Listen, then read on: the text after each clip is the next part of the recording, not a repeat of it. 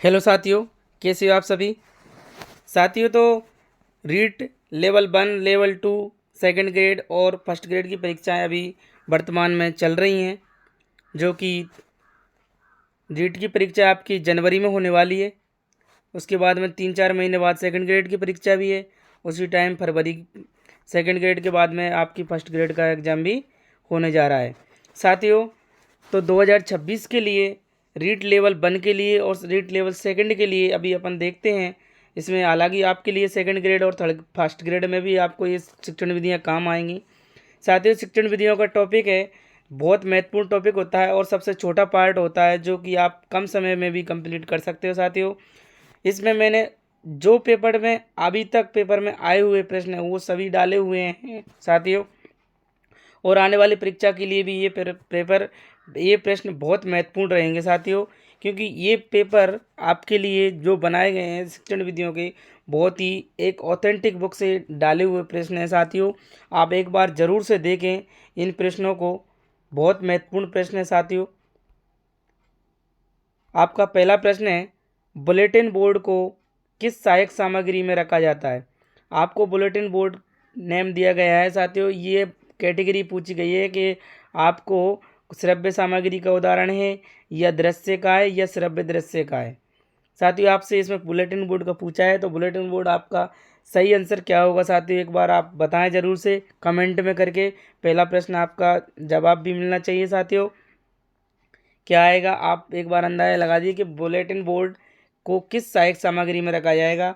तो आपका आंसर क्या हो जाएगा साथियों, आपका सही आंसर हो जाएगा बुलेटिन बोर्ड है एक दृश्य सामग्री है। आपका दूसरा ऑप्शन बिल्कुल सही आंसर हो जाएगा साथियों। जिन साथियों ने दूसरा ऑप्शन चॉइस किया है उनका बिल्कुल सही आंसर है साथियों। अगला प्रश्न देखते हैं साथियों। आज का ये मॉडल पेपर साथियों, आपको रेगुलर मॉडल पेपर मिलते रहेंगे साथियों। इस पर आपके लिए 40 मॉडल पेपर डाले जाएंगे, जिनमें 25 प्रश्न रोज एक मॉडल पेपर में डाले जाएंगे, और 40 मॉडल पेपर आपके शिक्षण विधियों के इस पर लगातार डाले जाएंगे साथियों। इन 1000 प्रश्नों में से साथियों आपके लिए पेपर में हूबहू प्रश्न छपे हुए मिलेंगे साथियों। इनमें से आपके लिए प्रश्न पेपर में बाहर नहीं जाएगा साथियों। आप 1000 प्रश्न मतलब कि आप 40 जो मॉडल पेपर हैं इनको आप पूर्ण रूप से सॉल्व कर लें साथियों, अच्छे से कर लें, क्योंकि पेपर से बाहर नहीं जाएगा क्वेश्चन, क्योंकि सारी शिक्षण विधियों का निचोड़ इसमें डाला हुआ है। सारे प्रश्न बहुत सारी बुकों से लिए हुए प्रश्न हैं साथियों। आप कहीं भी एक बुक से पढ़ते होंगे, दूसरी से पढ़ते होंगे, ये इसमें सारी कोचिंगों का मिश्रण है साथियों। इसमें कम से भी कम 30 बुकों का मिश्रण दे रखा है, जो शिक्षण विधियों में दे रखा है। प्रत्येक पार्ट से आपको क्वेश्चन देखने को मिलेंगे साथियों, बहुत महत्वपूर्ण है। अगर आप चैनल पर नए हैं तो चैनल को सब्सक्राइब जरूर कर लें साथियों, ताकि अगली वीडियो भी आपको टाइम पे मिल सके। पर डे 6 बजे आपको वीडियो अपलोड कर दी जाएगी साथियों। आप लाइव देखना चाहो तो लाइव देख सकते हो, और आप बाद में भी अगर देखना चाहो तो बाद में देख सकते हो साथियों, जब आपको टाइम मिले। पर एक बार वीडियो को, प्रत्येक मॉडल पेपर को देखें आप ज़रूर से, ताकि आपके 1000 प्रश्न पूरे कंप्लीट हो सकें साथियों। आपका दूसरा प्रश्न है साथियों, रेडियो एवं चलचित्र दोनों की भूमिका अदा करता है। तो रेडियो और चलचित्र की दोनों की भूमिका अदा करता है। आपका सही आंसर इसमें साथियों हो जाएगा टेलीविज़न।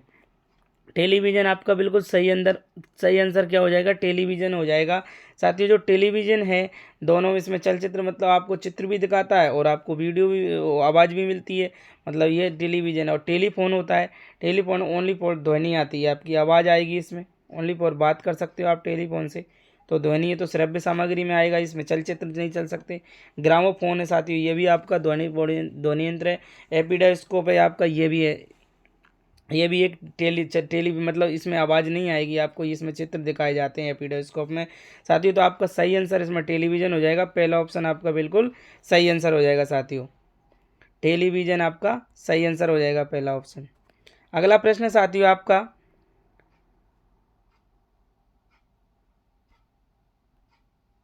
शिक्षा प्रणाली की सफलता योग्य शिक्षकों पर निर्भर करती है। किसी व्यक्ति का कहे हुए कथन है, जो आपको एक लाइन में दे रखा है कि शिक्षा प्रणाली की सफलता योग्य शिक्षकों पर निर्भर करती है। ये कथन किसका है, आपसे कथन पूछा है कि ये कथन किसने बोला है, तो आपका बिल्कुल सही आंसर हो जाएगा साथियों इसमें हुमायूं कबीर का ये कथन है। आपको 3 ऑप्शन दे रहे 4 ऑप्शन दे रहे थे, महात्मा गांधी, रूसो, प्लेटो। तो हमारा सही आंसर क्या है, हुमायूं हो जाएगा। साथियों आपको ये प्रश्न बहुत बार रिपीट करना है, आपको ये प्रश्न याद करना है, क्योंकि काफ़ी एग्जामों में ये प्रश्न को रिपीट हो गया है। हो सकता है आपको आने वाली परीक्षा में भी देखने को मिल जाए कि शिक्षा प्रणाली की सफलता योग्य शिक्षकों पर निर्भर करती है। तो आपका पहला ऑप्शन बिल्कुल सही हो जाएगा, हुमायूं कबीर का कथन है। किसका कथन है ये, हुमायूं कबीर का कथन है। अगला प्रश्न है साथियों आपका। साथियों अगर चैनल पर नए हैं तो चैनल को सब्सक्राइब जरूर करें और वीडियो को पूरा देखें साथियों, वीडियो को स्किप ना करें, क्योंकि आगे देखते रहें आपको कैसे प्रश्न में आएंगे पेपर में साथियों। पूरे प्रश्न पेपर में आए हुए और आपको भविष्य में आने वाले पैटर्न के हिसाब से डाले हुए हैं साथियों। पूरा सिलेबस का निचोड़ है इसमें, सारे सिलेबस से कोई प्रश्न बाहर नहीं जाएगा आपका साथियों। एक बार वीडियो को पूरा जरूर देखें। अगर चैनल पर नए हैं तो चैनल को सब्सक्राइब करें साथियों, और साथियों को वीडियो शेयर भी करें साथियों। आपका चौथा प्रश्न है साथियों, गहन अध्ययन के पाठ में व्याकरण का ज्ञान कैसे कराया जाता है। तो आपको प्रश्न कह रहा है कि गहन अध्ययन के पाठ में व्याकरण का आप ज्ञान करा रहे हो तो आप कैसे कराओगे। मतलब आप एक टीचर के रूप में मान लो व्याकरण का ज्ञान करा रहे हैं आप, तो गहन अध्ययन के रूप में आप कैसे कराएंगे कि व्याकरण के नियम बताकर, या व्याकरण के सूत्र सूत्र बताकर, या व्याकरण का समन्वय पाठ्य पुस्तक से कर, या उक्त तीनों। तो आपका सही आंसर क्या हो जाएगा साथियों, इसमें आप व्याकरण का देखो नियम बता के आप कोई चीज़ करोगे तो आपका सही नहीं है, प्रभावी नहीं होगी आपका जो आप जो तरीका अपनाओगे वो। व्याकरण के सूत्र बताओगे तब भी आपका प्रभावी नहीं होगा। लेकिन आप अगर व्याकरण का समन्वय करके, व्याकरण का आपको समन्वय तो करना पड़ेगा क्योंकि आप गहन अध्ययन करा रहे हैं और व्याकरण का करा रहे हैं, तो आपको व्याकरण का समन्वय करके और पाठ्य पुस्तक से करके आप इसको, उसमें सी ऑप्शन आपका बिल्कुल, तीसरा ऑप्शन बिल्कुल साथियों सही हो जाएगा। सी ऑप्शन हमारा यहाँ तीसरा ऑप्शन बिल्कुल सही हो जाएगा साथियों। तो व्याकरण का जो समन्वय पाठ्य पुस्तक से करके आप ये गहन अध्ययन करा सकते हैं, व्याकरण का ज्ञान अच्छे से दे सकते हैं साथियों। तीसरा ऑप्शन आपका बिल्कुल सही हो जाएगा। अगला प्रश्न है आपका, वचन में बालक ये दोष नहीं करते हैं कि वे जोर जोर से पढ़ते हैं, जल्दी जल्दी पढ़ते हैं, विराम चिन्हों पर ध्यान नहीं देते हैं, फुसफुसाते हैं। तो आपका इसमें सही आंसर हो जाएगा साथियों, जल्दी जल्दी पढ़ते हैं। देखो ये कोई दोष नहीं है, आप अगर जल्दी जल्दी किसी चीज़ को पढ़ रहे हो तो आपका ये कोई दोष थोड़ी है। जोर जोर से पढ़ोगे तो ये दोष की श्रेणी में आ सकता है। विराम चिन्हों पर ध्यान नहीं दोगे आप तो ये भी दोष की श्रेणी में आएगा। फुसफुसाते पढ़ेंगे तो ये भी दोष की श्रेणी में आएगा। तो आपका बिल्कुल सही आंसर क्या हो जाएगा साथियों, जल्दी जल्दी पढ़ते हैं। जल्दी पढ़ना कोई दोष नहीं है साथियों, आपका दूसरा ऑप्शन बिल्कुल सही हो जाएगा। साथियों बहुत कन्फ्यूजन करने वाले क्वेश्चन हैं, ये नहीं है कि इतना आसान हो। आप एक एक प्रश्न को आप बार बार हल करेंगे तो आपके दिमाग में भी फिट हो जाएगा कि इसका आंसर ये है साथियों। आपको बहुत महत्वपूर्ण मॉडल पेपर लेके आया हूँ, एक बार ज़रूर से देखें, आपके एग्जाम में आने वाले प्रश्न है ये। अगला प्रश्न है आपको, प्रस्तावना के रूप में वार्तालाप से ये होता है कि बालक अध्यापक को सुनता है, वार्तालाप सीखता है, विषय वस्तु को ग्रहण करने के लिए तैयार हो जाता है, पाठ को सुनने लगता है। तो आपका सही आंसर इसमें क्या हो जाएगा साथियों। अब आप कोई क्लास में जा रहे हो तो पहले आप प्रस्तावना के रूप में वार्तालाप करोगे बच्चों से। मान लो एक टीचर बनने के बाद आप क्या करेंगे, पहले क्लास में जाएंगे और आप वार्तालाप करोगे वहाँ पे। तो आप अध्यापक को सुनता है बालक, क्या करेगा, अध्यापक को सुनेगा। ये बात तो सही है, ये बात भी सही है, लेकिन वार्तालाप भी सीखता है, ये भी सही है। लेकिन विषय वस्तु को ग्रहण करने के लिए अपन सबसे पहले उसको क्या करते हैं, तैयार करते हैं। प्रस्तावना के रूप में पूछा गया है। हम जब प्रस्तावना प्रश्न करते हैं तो हम उस चीज़ को जो हम पढ़ाना चाहते हैं, जो टॉपिक हम पढ़ाना चाहते हैं, जिस टॉपिक के बारे में हम ज्ञान देना चाहते हैं, उससे पहले हम प्रस्तावना प्रश्न करते हैं साथियों। और उसके बाद में हम उसको कहाँ तक हम उस विषय से जोड़ना चाहते हैं, जो विषय हम पढ़ाना चाहते हैं उस विषय से जोड़ना चाहते हैं प्रस्तावना प्रश्न करके। तो हम क्या कर रहे हैं, विषय वस्तु को ग्रहण करने के लिए तैयार हो जाता है साथियों। सबसे पॉजिटिव शिक्षण विधियाँ, एक टीचिंग मेथड जो होता है वो सबसे पॉजिटिव जवाब मांगता है, एकदम करेक्ट होना चाहिए। क्योंकि थोड़ा थोड़ा तो सभी सही है, इसमें गलत तो कुछ भी नहीं है, थोड़ा थोड़ा तो सभी सही है। लेकिन आपका एकदम करेक्ट आंसर क्या हो जाएगा, विषय वस्तु को ग्रहण करने के लिए तैयार हो जाता है। आपका तीसरा ऑप्शन बिल्कुल सही हो जाएगा साथियों। अगला प्रश्न है साथियों, अगर वीडियो अच्छी लग रही है आपको तो लाइक ज़रूर करें साथियों, शेयर करें इसको। और अगर आप चैनल पर नए हैं तो सब्सक्राइब ज़रूर करें, ताकि आपको आने वाला नोटिफिकेशन और वीडियो आपको अच्छे से मिल सके, अगली वीडियो भी आप अच्छे से देख सकें, क्योंकि शिक्षण विधियों के 40 मॉडल पेपर इस पर डाले जाएंगे साथियों। शिक्षण विधियों के 40 मॉडल पेपर डाले जाएंगे, जो प्रत्येक मॉडल पेपर में 25 प्रश्न होंगे और आपके संपूर्ण 1000 प्रश्न आपको सोल्व कराए जाएंगे शिक्षण विधियों के साथियों। आपको 25-25 करके 1000 प्रश्न आपके तैयार हो जाएंगे और साथियों 1000 प्रश्न आपके वो प्रश्न हो जाएंगे जिनमें से आपका पेपर में आपके कन्फर्म है, आपके पेपर में उन्हीं प्रश्नों में से आपको प्रश्न देखने को मिल जाएंगे साथियों। कोई अगला नहीं आएगा, थोड़ा बहुत लैंग्वेज चेंज हो सकती है, बाकी आपके आंसर और क्वेश्चन का जो तरीका है वो यही रहेगा साथियों, पैटर्न बिल्कुल सेम रहेगा। स्पष्टीकरण किसके अंतर्गत आता है? आपसे प्रश्न पूछा है कि स्पष्टीकरण है वो किसके अंतर्गत आता है, तो आदर्श वाचन के अंतर्गत आएगा, या अनुकरण वाचन के अंतर्गत आएगा, या पुनरावृत्ति के अंतर्गत आएगा, या प्रस्तुतिकरण के अंतर्गत आएगा। आपके पास 4 ऑप्शन है साथियों, तो आपका इसमें सही आंसर हो जाएगा। देखो, आप अगर स्पष्टीकरण दे रहे हैं तो आप क्या करेंगे, प्रस्तुतिकरण आपका बिल्कुल सही आंसर हो जाएगा साथियों। ये प्रस्तुतिकरण के अंतर्गत आ जाएगा, आपका चौथा ऑप्शन बिल्कुल सही हो जाएगा साथियों। अगला प्रश्न है आपका, मौखिक रूप में स्पष्टीकरण करते समय हम किसका लाभ उठा सकते हैं? देखो, मौखिक रूप में आप स्पष्टीकरण दे रहे हैं तो आप किस चीज़ का लाभ आपको प्राप्त होगा इसमें साथियों? आपका देखो, छात्रों के पूर्व अनुवर्ती ज्ञान का, बिल्कुल सही बात है। आप मौखिक रूप में स्पष्टीकरण कर रहे हैं तो आप एक तरीके से उनकी प्रस्तुत, जब आप उनके आगे आप प्रस्तुतिकरण करते हैं, देखो स्पष्टीकरण करते हैं तो प्रस्तुतिकरण में होता है, तो आप छात्रों को पूर्व अनुवर्ती ज्ञान का आप बिल्कुल, आपका पहला ही आंसर इसमें बिल्कुल सही आंसर हो जाएगा साथियों।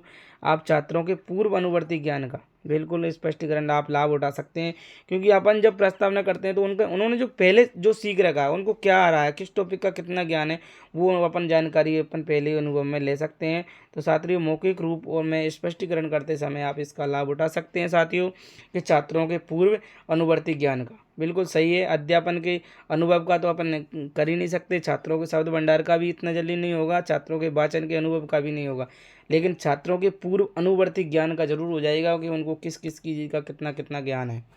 अगला प्रश्न है साथियों आपका, शैक्षिक प्रौद्योगिकी में दृश्य श्रव्य सामग्री को कहा जाता है। तो देखो, दृश्य श्रव्य सामग्री पूछी गई है आपसे, हार्डवेयर उपागम, सॉफ्टवेयर उपागम, उपयुक्त दोनों। तो आपसे दृश्य श्रव्य सामग्री पूछी गई है, तो ये कौन से उपागम में आएंगे? तो आपका हार्डवेयर उपागम है वो आपका सही आंसर हो जाएगा यहाँ पर साथियों। पहला प्रश्न आपका बिल्कुल सही आंसर हो जाएगा साथियों। अगला प्रश्न है आपका,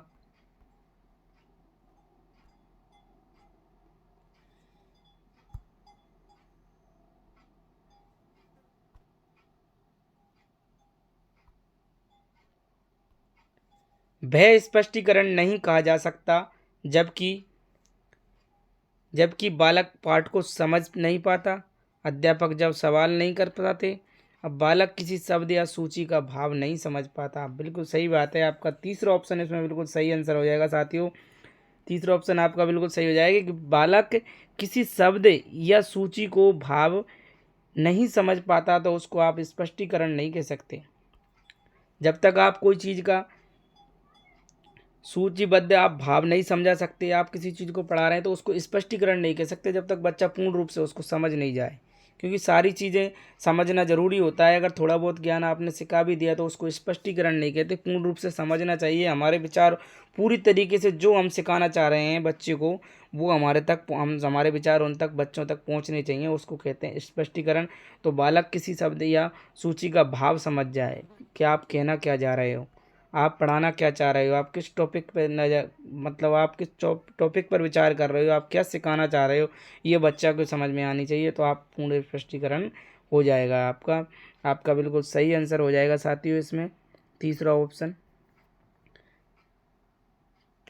जब तक आप ये नहीं समझा पाओगे तब तक आपका पूर्ण स्पष्टीकरण नहीं है। अगला प्रश्न है आपका, चित्र, प्रतिमूर्ति, अंग, चेष्टा आदि के द्वारा अर्थ का स्पष्टीकरण न कर सके तो अध्यापक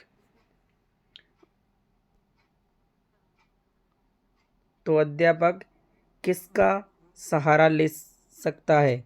तो अध्यापक किसका सहारा ले सकता है, आपका पूरा प्रश्न ये है। तो अनुवाद का, शब्दकोश का, मौखिक अभिव्यक्ति का, या तीनों का। तो आपका चित्र, प्रतिमूर्ति, अंग चेष्टा पूछा गया है, तो आपका सही आंसर हो जाएगा साथियों इसमें मौखिक अभिव्यक्ति का। किसका सहारा ले सकते हैं, मौखिक अभिव्यक्ति आपका सही आंसर हो जाएगा साथियों, तीसरा ऑप्शन। अगला प्रश्न हो जाएगा आपका, स्पष्टीकरण का दूसरा नाम क्या है। स्पष्टीकरण का दूसरा नाम क्या है, तो आपका सही आंसर हो जाएगा साथियों, स्पष्टीकरण का दूसरा नाम आपका हो जाएगा सही आंसर। बताओ, जल्दी से कमेंट करो साथियों। आपका सही आंसर हो जाएगा आत्मीकरण। क्या हो जाएगा, आपका चौथा ऑप्शन हो जाएगा स्पष्टीकरण यानी आत्मीकरण। आपका दूसरा, स्पष्टीकरण का दूसरा नाम है आत्मीकरण। अगला प्रश्न है आपको साथियों, छात्रों में अनुकरण और क्रियाशीलता की प्रवृत्तियों का विकास किया जाता है। अगर छात्रों में आप अनुकरण और क्रियाशीलता की प्रवृत्तियों का आप विकास करना चाहते हैं तो कविता के द्वारा, या उपन्यास के द्वारा, एक एकांकी नाटक के द्वारा, या कहानी के द्वारा। तो आपका सही आंसर हो जाएगा साथियों, एकांकी नाटक होता है, उसके द्वारा आप बच्चों में अनुकरण और क्रियाशीलता का विकास कर सकते हैं। क्योंकि आप नाटक करोगे तो दूसरे बच्चे उसको देखेंगे, तो आप उसमें अनुकरण से बच्चे सीखेंगे, और उसमें जो नाटक में जो क्रिया प्रतिक्रिया की जाएगी उसको क्रियाशीलता की का भी ज्ञान अच्छे से हो जाएगा। तो ये दोनों प्रवृत्तियों का विकास किया जा सकता है एकांकी नाटक द्वारा। आपका तीसरा ऑप्शन बिल्कुल सही हो जाएगा साथियों। साथियों, अगर वीडियो पर नए हैं और आपको वीडियो अच्छी लग रही है तो लाइक ज़रूर करें साथियों, और शेयर करें ज़्यादा से ज़्यादा, ताकि ज़्यादा से ज़्यादा लोग इससे वंचित ना रहें, सभी विद्यार्थी इस वीडियो को देख सकें साथियों। अगला प्रश्न है आपका,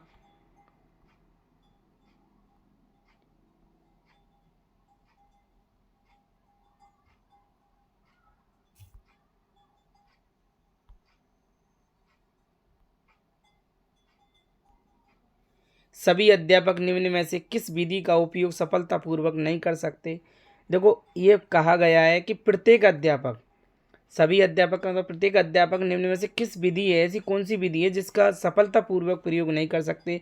एक तो व्याख्या प्रणाली, रंगमंच अभिनय प्रणाली, आदर्श नाट्य प्रणाली, और इनमें से कोई नहीं। तो आपको पहला आंसर हो जाएगा साथियों व्याख्या प्रणाली।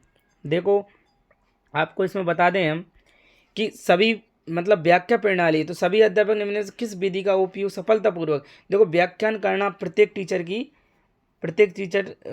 बस की नहीं है। मतलब प्रत्येक टीचर, जरूरी नहीं है कि प्रत्येक टीचर एक भी चीज़ पे सेम व्याख्या कर सके या बहुत बड़ी व्याख्या दे सके। तो ये एक विशेष टीचर जिसको अच्छे से नॉलेज होगा, अपने सब्जेक्ट का पूर्ण ज्ञान होगा, वही व्यक्ति है इस चीज़ के बारे में अच्छे से बता सकता है साथियों आपको। तो व्याख्या प्रणाली जो विधि है उसको सभी अध्यापक एक जैसे नहीं पढ़ा सकते, पहली बात। और दूसरी बात, सफलतापूर्वक प्रत्येक अध्यापक इसका सफलतापूर्वक अध्ययन नहीं करवा सकता साथियों। इसमें आपको लिए व्याख्या, मतलब व्याख्या विधि से ही पता चल रहा है कि इसमें व्याख्याता लोग ही, जिसको पर्सनल ज्ञान होगा, अपने सब्जेक्ट का पूर्ण ज्ञान होगा, वही व्यक्ति इसमें पूर्ण रूप से सफलतापूर्वक काम कर सकता है साथियों। बाकी सभी अध्यापक इसमें नहीं कर पाएंगे। तो आपका व्याख्या प्रणाली बिल्कुल सही आंसर हो जाएगा। एक ऑप्शन आपका पहला ऑप्शन, सभी अध्यापक निम्न किस विधि का सफलतापूर्वक प्रयोग नहीं करते, तो व्याख्या प्रणाली का नहीं कर सकते। अगला प्रश्न आपका, अगला प्रश्न में परिभाषा दी गई है कि क्लर्क तथा स्टार के अनुसार, दो वैज्ञानिकों के नाम आए हैं, क्लर्क तथा मनोवैज्ञानिक हैं, क्लर्क तथा स्टार के अनुसार अच्छी पाठ्य क्रिया की निम्न विशेषता होनी चाहिए। एक अच्छी पाठ्य क्रिया की क्या विशेषता होनी चाहिए। क्रिया छोटी हो, स्पष्ट हो, विद्यालय जीवन तथा बाह्य जीवन के साथ इसका संबंध हो। तो आपका उपयुक्त सभी, तो आपका तीसरा ऑप्शन बिल्कुल इसमें सही आंसर हो जाएगा साथियों। विद्यालय जीवन तथा बाह्य जीवन के साथ इसका संबंध होना चाहिए, तभी आप पाठ्य पुस्तक, जब आप कोई पाठ्य पुस्तक का निर्माण कर रहे हो तो वो एक तो विद्यालय जीवन के बारे में उसमें अच्छे से दे रखा हो, और एक बाह्य जीवन से जुड़ी हुई होनी चाहिए, पारिवारिक संबंध से, पारिवारिक चीज़ों से, गांव ग्रामीण सब चीज़ों से, जहाँ बच्चा उस माहौल में रहता है, उस माहौल से जुड़ा हुआ उसमें पार्ट होना चाहिए, तभी बच्चा उसको अच्छे से समझ सकता है साथियों। अगर हम किताबी ज्ञान ही अगर बच्चों को देना चाहते हैं तो आप किताबी ज्ञान से बच्चा पूर्ण रूप से सीख नहीं पाता है, क्योंकि उनको बाह्य ज्ञान की बहुत ज़रूरत होती है साथियों। आपका तीसरा ऑप्शन बिल्कुल सही हो जाएगा, विद्यालय जीवन तथा बाह्य जीवन के साथ इसका संबंध हो, जब भी कोई पाठ्य पुस्तक क्रियता ये विशेषता होनी चाहिए। ये क्लर्क और स्टार की परिभाषा है, उन्होंने कहा है। अगला प्रश्न है आपका, प्रयोग प्रणाली किस शिक्षण की विधि है? देखो प्रयोग प्रणाली है वो किस शिक्षण की विधि है? आपके लिए नाटक शिक्षण है, गद्य शिक्षण है, या पद्य शिक्षण है, या रचना शिक्षण है? तो प्रयोग प्रणाली है, तो आपका इसमें सही आंसर हो जाएगा कि कौन से शिक्षण की विधि है। तो आपका सही आंसर साथियों बताइएगा कि इसमें कौन सा सही आंसर हो जाएगा आपका, बताइए कमेंट करके जरूर से बताएं।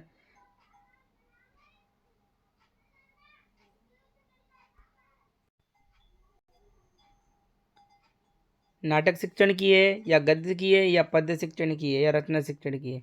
तो आपका सही आंसर हो जाएगा प्रयोग प्रणाली है वो नाटक शिक्षण की विधि है। पहला ऑप्शन जिन्होंने किया है उनका सही आंसर है साथियों। पहला ऑप्शन जिन्हीं विद्यार्थियों टिक लगा रहे हैं वो पहला आंसर आपका बिल्कुल सही आंसर हो जाएगा साथियों। अगला प्रश्न है आपका, विद्यार्थी वर्णनात्मक तथा सूचनात्मक सामग्री का संक्षेपीकरण किस कक्षा में करता है? तो आपका बिल्कुल सही आंसर हो जाना, वर्णनात्मक और सूचनात्मक सामग्री संक्षेपीकरण किस किस कक्षा में करता है? तो आपका सही आंसर क्या हो जाएगा साथियों? उच्च कक्षा में करेगा, क्योंकि वर्णनात्मक और सूचनात्मक सामग्री का जो है संक्षेपीकरण शब्द है आपको दिखा रहा है, ये उच्च कक्षाओं में कर सकता है। कोई प्राथमिक और माध्यमिक कक्षा में बच्चा नहीं कर पाएगा, उच्च कक्षा में आराम से कर लेगा। आपका तीसरा ऑप्शन बिल्कुल सही आंसर हो जाएगा साथियों। अगला प्रश्न है आपका, व्याकरण के नियमों का ज्ञान होने पर लाभ होता है कि व्याकरण के नियम मालूम होंगे, शुद्ध वर्तनी लिखेंगे, अभिव्यक्ति में स्पष्टता आ जाएगी, उच्चारण शुद्ध रहेगा। तो आपका इसमें सही आंसर हो जाएगा साथियों, शुद्ध उच्चारण रहेगा। देखो आप व्याकरण का आपको अच्छे से ज्ञान है तो आप पूर्ण रूप से शुद्ध उच्चारण कर सकते हो कि किस शब्द का क्या उच्चारण आपका सही होगा। तो आपका चौथा ऑप्शन है जो साथियों बिल्कुल सही हो जाएगा। अगला प्रश्न है आपका, माध्यमिक कक्षाओं में व्याकरण का कौन सा रूप सिखाया जाए? तो आपका सही आंसर हो जाएगा साथियों, माध्यमिक कक्षाओं में व्याकरण का कौन सा रूप सिखाया जाए? तो आपका सही आंसर होगा व्याकरण का व्यवहारिक ज्ञान दिया जाना चाहिए साथियों। माध्यमिक कक्षाओं में व्याकरण का व्यवहारिक ज्ञान बच्चों को देना चाहिए। आपका चौथा ऑप्शन बिल्कुल सही आंसर हो जाएगा साथियों। अगला प्रश्न है साथियों आपका, साथियों इसमें आपको संपूर्ण मॉडल पेपर भी देखने को मिलेंगे। फिलहाल शिक्षण विधियों का आपके लिए 6 बजे फिक्स है, आपको 6 बजे वीडियो मिल जाएगी। रेगुलर आपको 25 प्रश्नों का मॉडल पेपर मिलेगा और आपको 40 मॉडल पेपर इसमें डाले जाएंगे, क्योंकि 1000 प्रश्न हम शिक्षण विधियों के आपको देना चाहते हैं जो कि बहुत महत्वपूर्ण रहेंगे। इनमें से आपका पेपर में से आपके लिए बैठ जाएंगे ये प्रश्न। ज़रूर से आपके जितने भी प्रश्न आएंगे 5 से 7 प्रश्न, 5 से 7 नहीं है, 5 से 7 पढ़ते कि जैसे 5 से 7 हिंदी में भी है, मतलब अलग अलग पार्ट में साइकोलॉजी से जुड़ा हुआ पार्ट है, इसमें साइकोलॉजी के प्रश्न भी आपको देखने को मिलेंगे, क्योंकि शिक्षण विधियों के लिए मनोविज्ञान जरूरी है, मनोविज्ञान के बिना शिक्षण विधियाँ अधूरी हैं। सूत्र विधि का दूसरा नाम बताइए? तो सूत्र विधि का दूसरा नाम क्या हो जाएगा आपका? सही आंसर साथियों, आगमन विधि, प्रयोग विधि, निगमन विधि, सहयोग विधि। आपका सही आंसर कौन सी विधि हो जाएगा? तो आपका सही आंसर हो जाएगा निगमन विधि। निगमन विधि है साथियों, आपका तीसरा आंसर बिल्कुल सही हो जाएगा, जिसे सूत्र विधि के नाम से जाना जाता है। अगला प्रश्न आपका, सुंदर तथा शीघ्र लेखन के लिए आवश्यक बातें हैं। तो शीघ्र इनके लिए आवश्यक बातें क्या हैं साथियों? आपका सही आंसर हो जाएगा बैठने का आसन, कलम पकड़ने की उपयुक्त विधि, अक्षरों की बनावट, उपयुक्त सभी। देखो आप सुंदर और शीघ्र लिखना चाहते हैं तो आपको एक बैठने का आसन, इससे आपका कोई लेना देना नहीं है देखा जाए तो। कलम पकड़ने की उपयुक्त विधि, इससे भी कोई मतलब नहीं है आपका, लेकिन आपके लिए अक्षरों की जो बनावट है आप अच्छे से लिखेंगे। आपका तीसरा ऑप्शन इसमें सही हो जाएगा साथियों। बहुत कन्फ्यूजन करने वाला प्रश्न है, लेकिन आपका सही आंसर इसमें तीसरा ही है। अगला प्रश्न है आपका, निम्न में से स्मिथ की रचना है। तो आपको स्मिथ की रचना पूछी गई है साथियों। स्मिथ की रचना आपको बतानी है कि साइकोलॉजी आपात स्टूडेंट है, या psychology in the teaching reading है, psychology in the reading rating है, साइकोलॉजी अवैध टीचर है। आपने में से कौन सी है? आपका सही आंसर हो जाएगा साथियों, साइकोलॉजी आपात स्टूडेंट है, स्मिथ की रचना है। आपका पहला ऑप्शन बिल्कुल सही हो जाएगा साथियों। अगला प्रश्न आपका, मौखिक अभिव्यक्ति का एक उद्देश्य नहीं है। आपसे मौखिक अभिव्यक्ति का एक उद्देश्य नहीं पूछा है, मतलब 3 उद्देश्य इसमें मौखिक अभिव्यक्ति दे रखते हैं।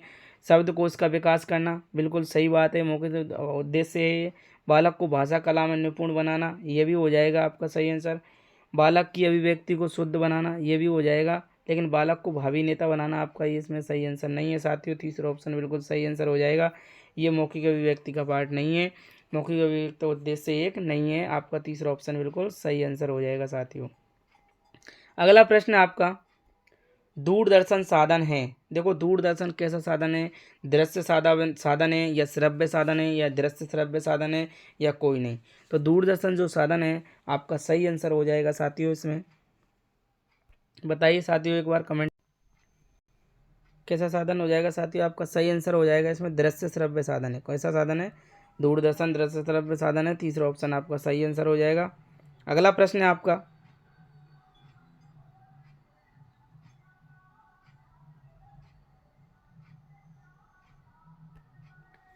एनसीएफ 2005 बल देता है। देखो एनसीएफ 2005 किस पे बल देता है, कर रटने पर, करके सीखने पर, सूत्र याद करने पर, सवाल हल करने पर। तो आपका सही आंसर हो जाएगा साथियों, करके सीखने पर बल दिया गया है। एनसीएफ में 2005 में बताया गया कि करके सीखने पर बल दिया गया है, करके सीखे।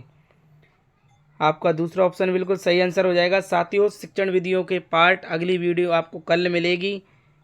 ये 25 प्रश्न, अगले प्रश्न 25 प्रश्न रहेंगे साथियों। आपके लिए 1000 प्रश्न का शिक्षण विधियों का पार्ट डाला गया है। आप 1040 के 40 मॉडल पेपर रेगुलर आप कंप्लीट करें साथियों। आपको बहुत महत्वपूर्ण प्रश्न देखने को मिलेंगे साथियों। सारी बुकें ऑथेंटिक बुकों से डाले हुए प्रश्न हैं, आपको कोई कन्फ्यूजन नहीं है। अगर आपको फिर भी कोई डाउट लगता है तो आप कमेंट में लिख कर भेज सकते हैं कि इस प्रश्न का आंसर गलत है साथियों। अगली वीडियो में मिलते हैं, धन्यवाद।